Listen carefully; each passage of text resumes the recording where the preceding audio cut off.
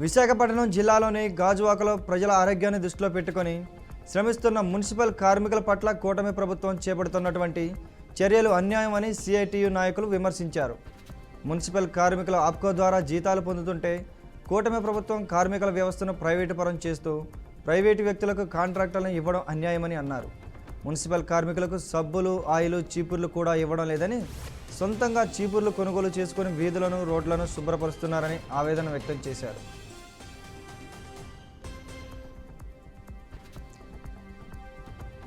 గుంటూరు జిల్లా పెదనందిపాడులోని ఆరోగ్య కేంద్రం వద్ద ఆయుష్మాన్ భారత్ ఆరోగ్య సిబ్బంది ఆందోళన చేపట్టారు.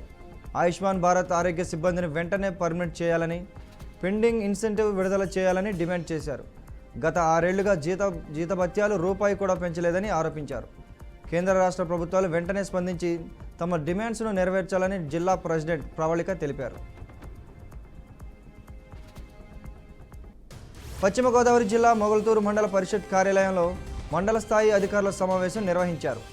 గుడ్ ఫ్రైడే సందర్భంగా కేపీపాలెం, పేరుపాలెం బీచ్లకు వచ్చే క్రైస్తవ భక్తులకు ఎటువంటి అసౌకర్యం కలగకుండా తగిన ఏర్పాట్లు చేయాలని ఆర్డీఓ రాజు సూచించారు.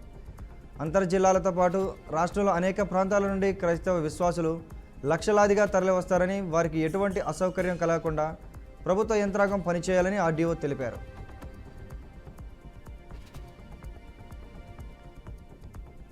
గుంటూరు జిల్లాలో అగ్నిమాపక వారోత్సవాల్లో భాగంగా అవగాహన కార్యక్రమాన్ని నిర్వహించారు.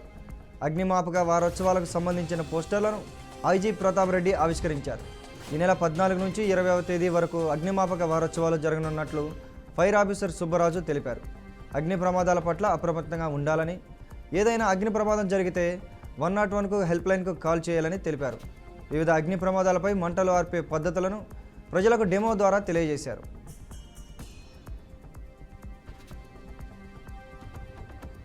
గుంటూరు జిల్లా మంగళగిరిలోని ఎల్టీవీ ఆధ్వర్యంలో చలివేంద్రం ఏర్పాటు చేశారు.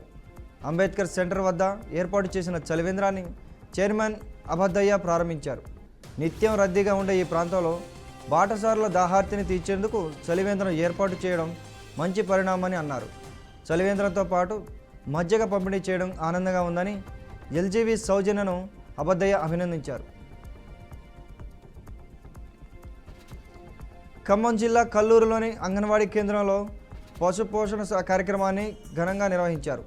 ఈ కార్యక్రమంలో సిడిపిఓ నిర్మల జ్యోతి పాల్గొని గర్భిణీలకు, బాలింతలకు పౌష్టిక ఆహారాన్ని తినాలని సూచించారు.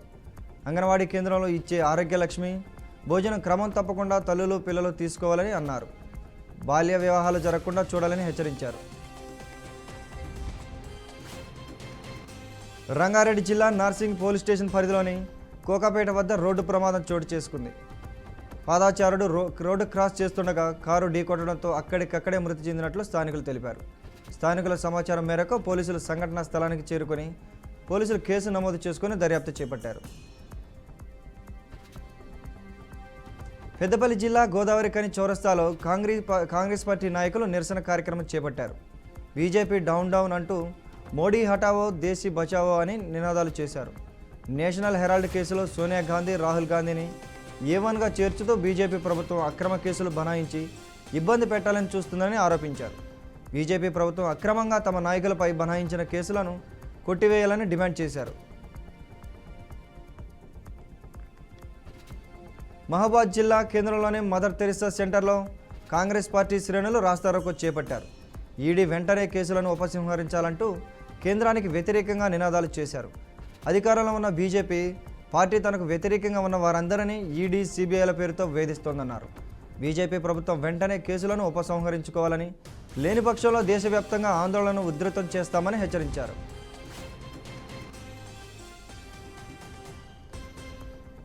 ములుగు జిల్లా నర్సాపూర్ గ్రామంలో భూభారతి రెవెన్యూ చట్టంపై సదస్సు నిర్వహించారు. ముఖ్య అతిథిగా జిల్లా కలెక్టర్ దివాకర్ హాజరై భూభారతి చట్టం గురించి ప్రజలకు వివరించారు. ప్రజలకు ఇబ్బంది కలగకూడదనే ఉద్దేశంతో ధరణి పోర్టల్ను రద్దు చేసి 14 అంశాలను అదనంగా భూభారతి పోర్టల్లో ప్రవేశపెట్టిందన్నారు. ఈ అవకాశాన్ని జిల్లా ప్రజలు సద్వినియోగం చేసుకోవాలని సూచించారు. మే 1 నుండి 31వ తేదీ వరకు అప్లికేషన్స్ను పరిశీలించి అనంతరం జూన్ 2వ తేదీన పట్టా పాస్బుక్లు అందించడం జరుగుతుందని కలెక్టర్ తెలిపారు. ఛత్తీస్గఢ్లోని బీజాపూర్లో 22 మంది నక్సలైట్లను భద్రతా బలగాలు అరెస్టు చేశాయి. జిల్లాలోని 3 ప్రాంతాల నుంచి నక్సలైట్లను అదుపులోకి తీసుకున్నట్టు పోలీసులు వెల్లడించారు. జిల్లాలో నిర్వహిస్తున్న నక్సల్స్ వ్యతిరేక ఆపరేషన్లో భాగంగా స్థానిక పోలీసులు సిఆర్పీఎఫ్ బెటాలియన్ సంయుక్తంగా ఈ ఆపరేషన్ చేపట్టాయని భద్రతా బలగాలు తెలిపాయి.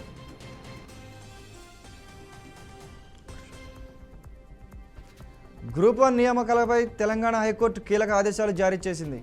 విచారణ పూర్తి అయ్యేంత వరకు ఎంపికైన అభ్యర్థులకు నియామక పత్రాలు ఇవ్వొద్దని ఆదేశాలు ఇచ్చింది.